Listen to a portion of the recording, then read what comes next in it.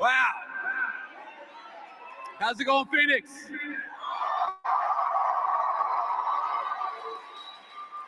It's so good to be here with you all on this amazing day to close out an amazing AmFest 2025.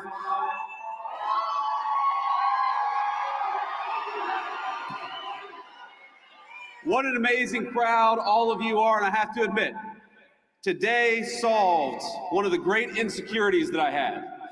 Because as I've watched Nicki Minaj come out and declare her support for the truth, for courage, and for wisdom, I've had this little nagging voice in the back of my head wondering whether she thinks I look like the J.D. Vance meme. And it turns out, and I confirmed when she walked down the steps, Nicki Minaj actually knows what I really look like, and that is the best tribute that I could possibly imagine.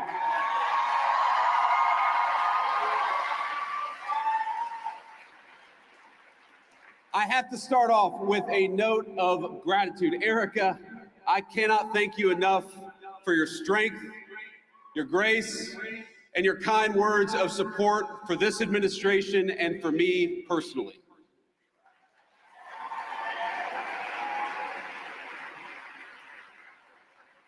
You lead an incredible movement at Turning Point, and I will fight alongside you and President Trump and every patriot in this room to defend the country that we so dearly love.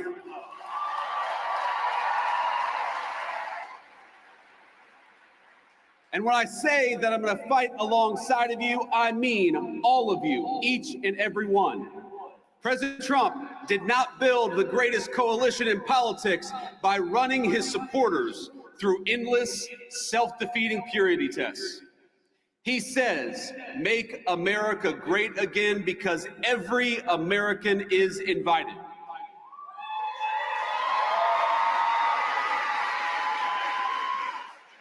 We don't care if you're white or black, rich or poor, young or old, rural or urban, controversial or a little bit boring, or somewhere in between.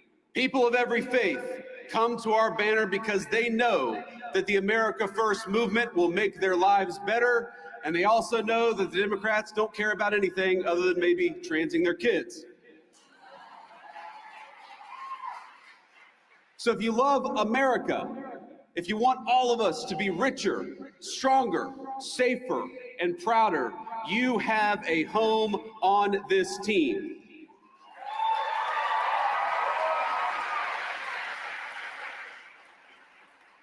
I didn't bring a list of conservatives to denounce or to deplatform, and I don't really care if some people out there, I'm sure we'll have the fake news media, denounce me after this speech. But let me just say, the best way to honor Charlie is that none of us here should be doing something after Charlie's death that he himself refused to do in life. He invited all of us here.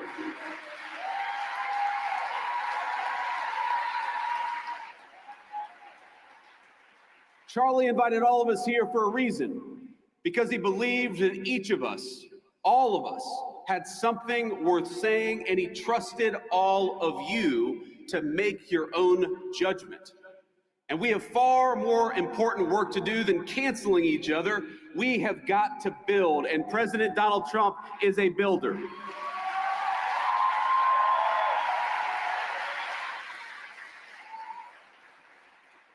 We're building a better country right now, and you have a rightful place in the success of your nation and the success of this movement. And we build by adding, by growing, not by tearing down. Charlie Kirk was a great builder too. He understood that any family can have its disagreements, its tough conversations. We can learn and improve and treat one another better. We can love each other despite the disagreement.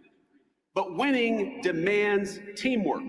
And I am honored to be on Turning Point's team. I'm honored to be on your team, and I will stay that way.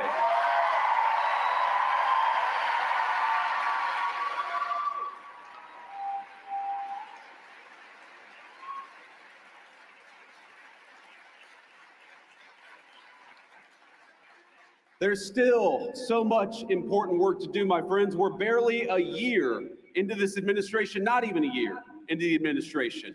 But I'm so proud of the accomplishments of the president and the entire administration. In just a year, we ended Joe Biden and Kamala Harris's border crisis.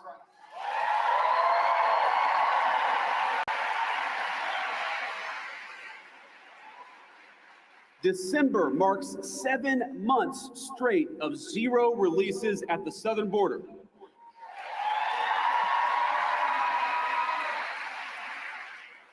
More than 2.5 million illegal immigrants have left the United States, the first time in over 50 years that we have had negative net migration, and it's just the start. When you restore sanity at the border, it shows up everywhere else. Rent prices are dropping 4 months in a row, and more native-born Americans are working than ever before. Kamala Harris opened the border and destroyed the economy. The Trump administration gave you net negative migration and much more job creation.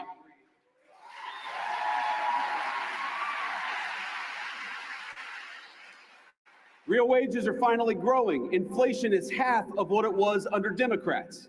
Gas prices are their lowest in years. And we have finally made it clear that in the United States, we believe in hard work and merit. Unlike the left, we stand against treating anybody, and I love what Nikki said about this. We don't treat anybody different because of their race or their sex. So we have relegated DEI to the dustbin of history, which is exactly where it belongs.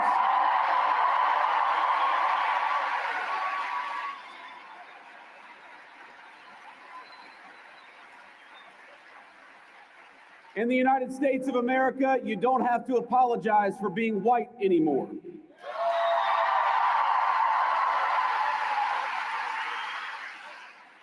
And if you're an Asian, you don't have to talk around your skin color when you're applying for college, because we judge people based on who they are, not on ethnicity and things they can't control.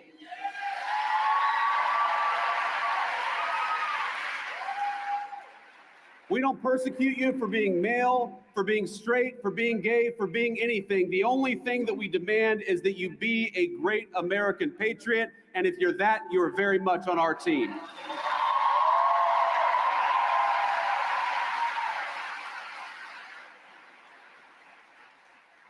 Just consider the contrast. Kamala Harris used the government to censor you. We're using, in the Trump administration, the government to protect your free speech, whether it's on college campuses or in the digital marketplace of ideas.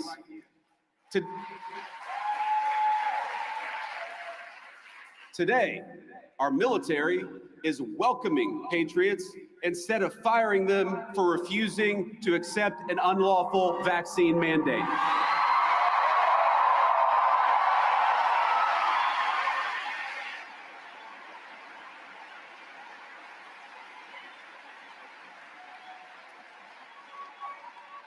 And to honor Charlie, but also to honor all of you, we're working to end the scourge of left-wing violence in the United States of America. We're going after the far-left crime networks, but we're also going after the monsters that fund them. We don't just want to go after the Antifa member who threw a brick at an ICE agent. We want to know who bought the brick, and we're going to prosecute them too.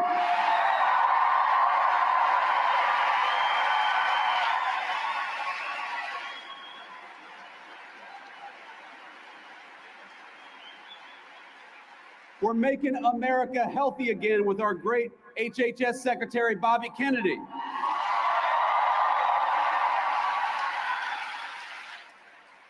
We're bringing drug prices down and purging our food supply of the poison that had built up over a generation.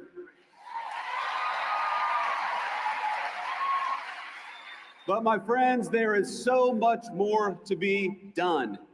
And the people saying we need to be doing more, we need to be doing it faster, trust me, I hear you.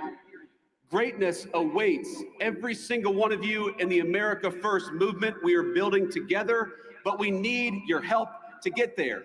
Do you want more prosecutions? Great. So do we. Donald Trump and I have a list of better judges and prosecutors to enact swifter justice. So join us in the fight against the stupid Senate rules to stand in their way.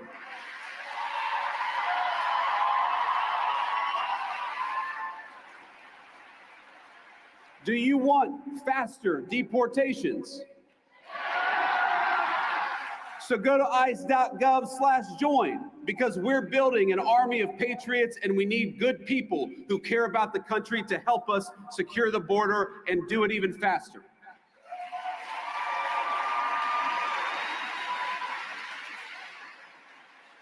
Do you want rents to keep dropping and wages to keep rising as they have over the last few months?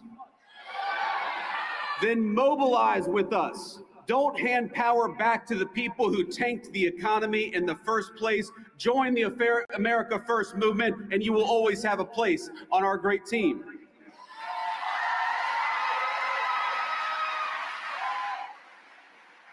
Next month will be the official one-year anniversary of the Trump administration, and I am damn proud of our record so far.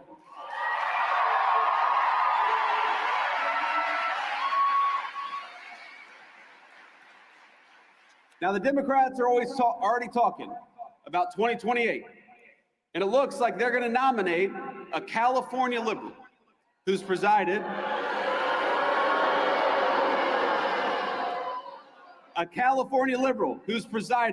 over rolling blackouts, open borders, and unchecked violent gangs. They're just trying to settle on whether it's going to be Gavin Newsom or Kamala Harris. And in the meantime, what are the Democrats offering you in the meantime? I got to say, ladies and gentlemen, they are not sending their best. Omar Fateh was Ilhan Omar's candidate for mayor of Mogadishu. Minneapolis. Little Freudian slip there. The candidate for Senate in Maine for the Democrats calls me a Nazi, which is rich coming from a guy who literally has a Nazi tattoo on his chest.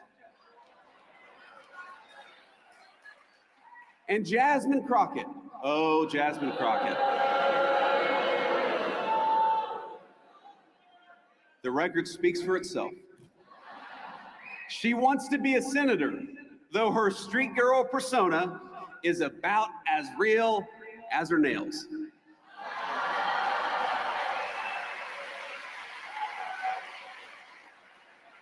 But ask yourself, what do all of these people have in common? And the unfortunate answer is they are puppets. They don't actually matter. They are cogs in a machine that wants to make you poorer, that wants to make you less powerful, and wants to make you less safe in the country your ancestors built.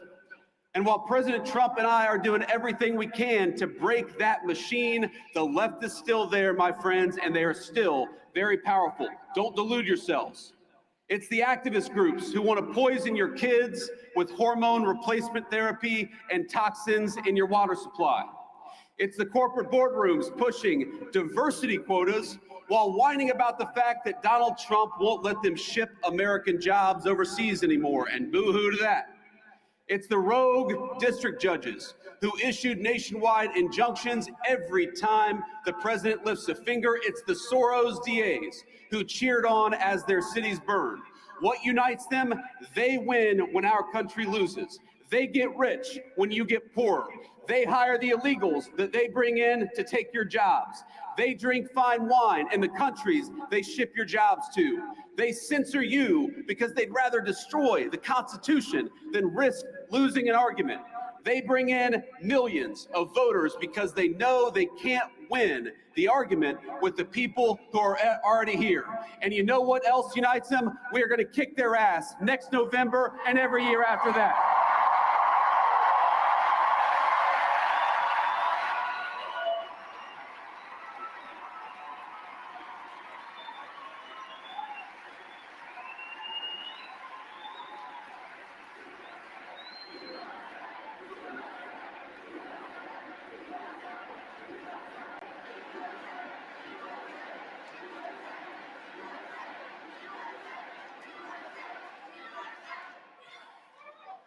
part of the American dream is the idea that we're all, every single one of us, on the same team. We're all part of the same American family.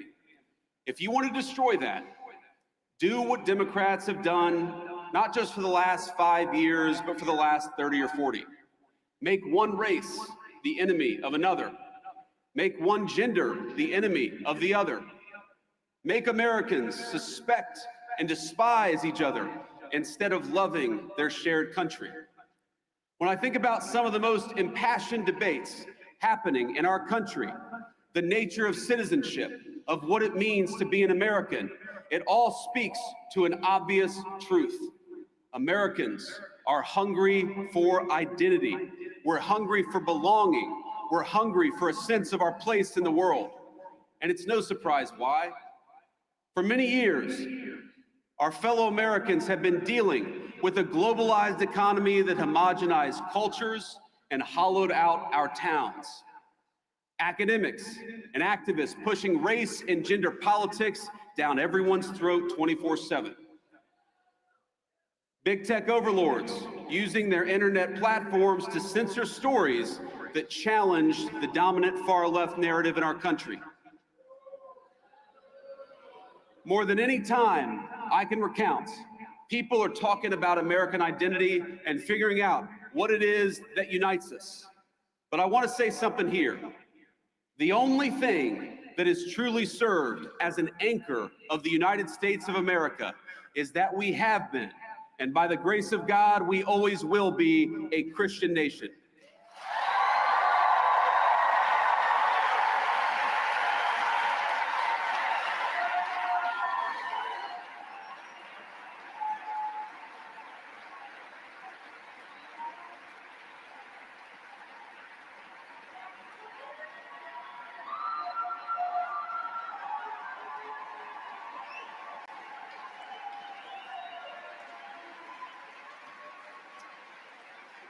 Now, I want to be explicit because, of course, the fake news media will twist everything that I say.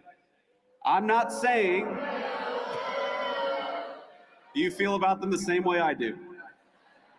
I'm not saying you have to be a Christian to be an American.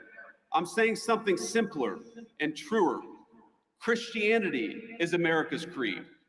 The shared moral language from the Revolution to the Civil War and beyond. Across that history, our country's major debates have always centered on how we could best as a people please God. That creed, think about it. That creed motivated our understanding of natural law and rights, our sense of duty to one's neighbor, the conviction that the strong must protect the weak, and the belief in individual conscience. Even our famously American idea of religious liberty is a Christian concept. Because we're all creatures of God, we must respect each individual's pathway to that God. But over the last 50 years, there has been a singular focus, a war that has been waged on Christians and Christianity in the United States of America. And let me say, of all the wars that Donald Trump has ended, that is the one we're proudest of.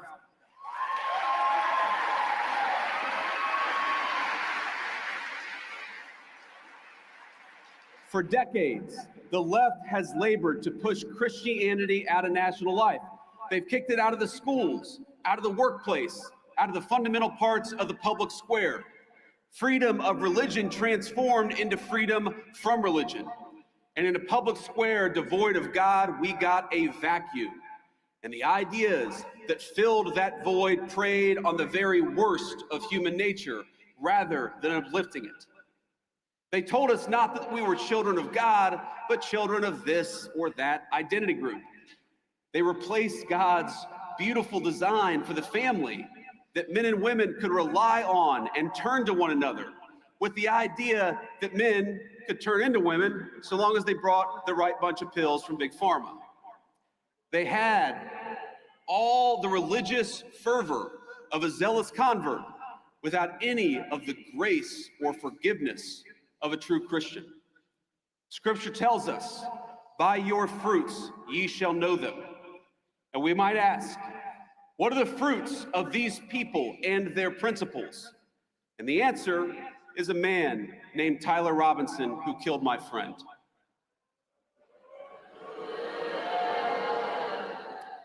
Think about it. He is everything that the far left want from our young men. He rejected the conservatism and the spirituality, the values of a small town family. He moved into a small apartment. He became addicted to porn. He became addicted to hate. And he ended up sleeping with somebody who doesn't know whether they're a man or a woman. That is the nightmare scenario, but that is the scenario that the left has actively advertised they want for American families. And the young men in the audience in particular, that is exactly why we have to fight them. Because the fruits of true Christianity are men like Charlie Kirk.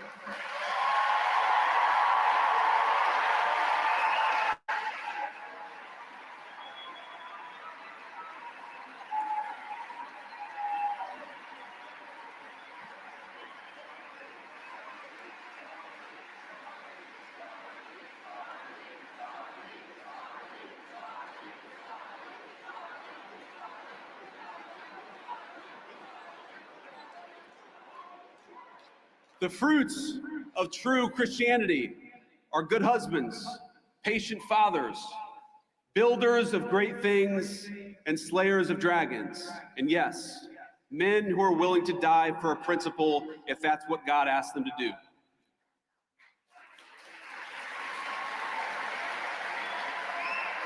Because so many of us recognize that it is better to die a patriot than live a coward.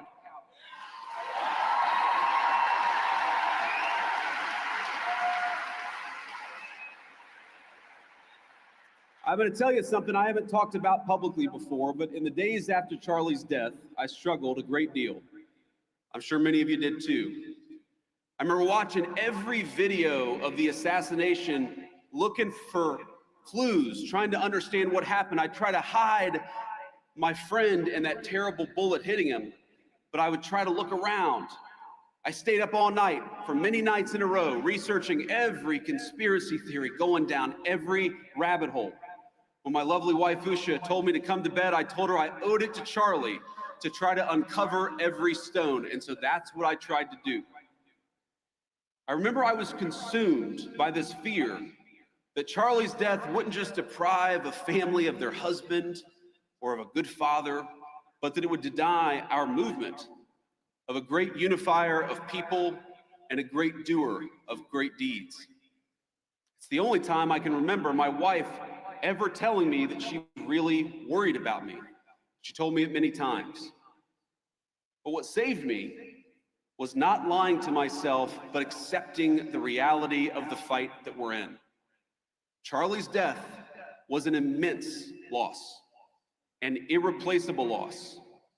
We got kicked in the teeth, my friends, and there's no sugarcoating it or pretending that it didn't happen. We need to accept that. And what saved me was realizing that the story of the Christian faith, like the story of these United States of America, is one of immense loss followed by even bigger victory. It's a story.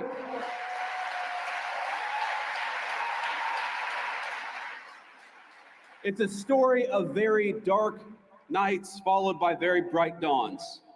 What saved me was remembering the inherent goodness of God and that His grace overflows when we least expect it. Not long ago, I spent time at a Christian men's ministry just a couple of weeks ago.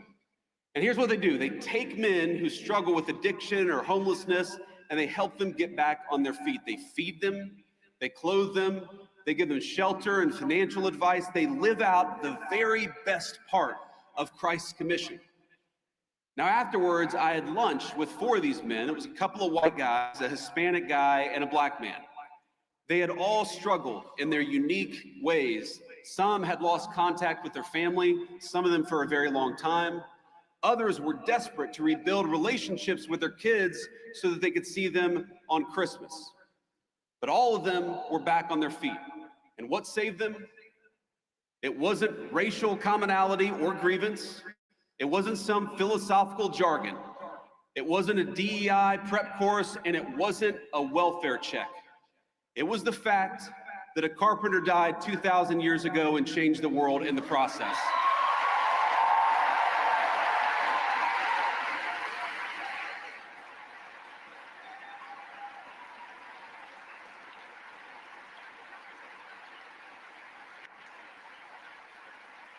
If you go to almost any food pantry in this country, you will find Christians feeding the poor. If you go to addicts whose families won't even speak to them, like my mom was at a certain point of her life, it's often the Christian ministries that stay with them at their very lowest moments. You'll find Christians sitting patiently beside hospice beds and in recovery rooms and in all the places of the world where people have given up on other people. And this is the moral truth we strive to center in our work in the Trump administration and in this great movement of ours. A true Christian politics, it cannot just be about the protection of the unborn or the promotion of the family, as important as those things absolutely are. It must be at the heart of our full understanding of government. Why do we penalize corporations that ship American jobs overseas? Because we believe in the inherent dignity of human work and every person who works a good job in this country. Why have we worked without the help of Congress to restrict H-1B visas, for example? Because we believe it is wrong for companies to bypass American labor just to go for cheaper options in the third world.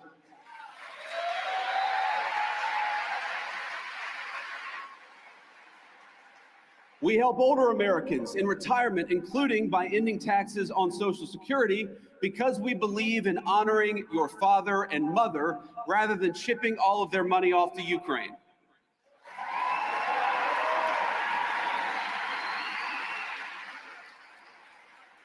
We believe in taking care of the poor, which is why we have Medicaid, so that the least among us can afford their prescriptions or to take their kids to see a doctor.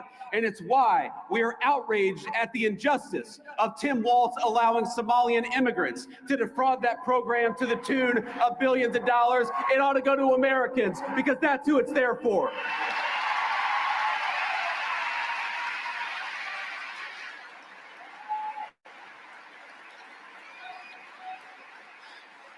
Now, I want to close, my friends, but I have heard you. I know that some of you are impatient at the pace of progress, and my response to that is good.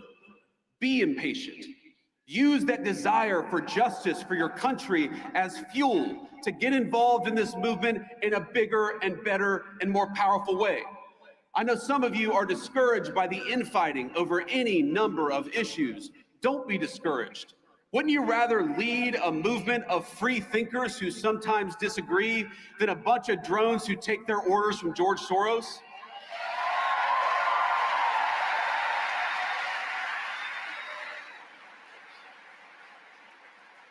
And I know many of you miss our dear friend Charlie Kirk. So do I. I miss his optimism. I miss his energy. I miss the phone calls where we'd strategize about how to get this or that GOP congressman to get off their ass and do something.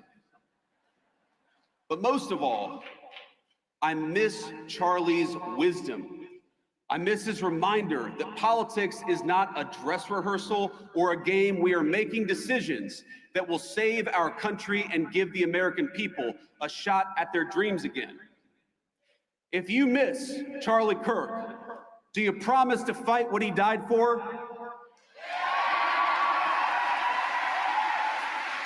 Do you promise to take the country back from the people who took his life? Do you promise to help defeat the radicals who cheered his death?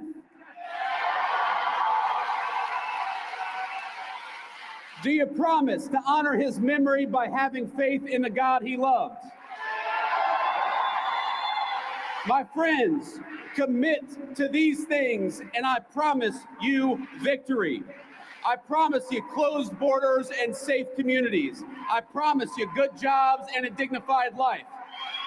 Only God can promise you salvation in heaven, but together we can fulfill the promise of the greatest nation in the history of the earth. Merry Christmas, my friends. Let's keep fighting.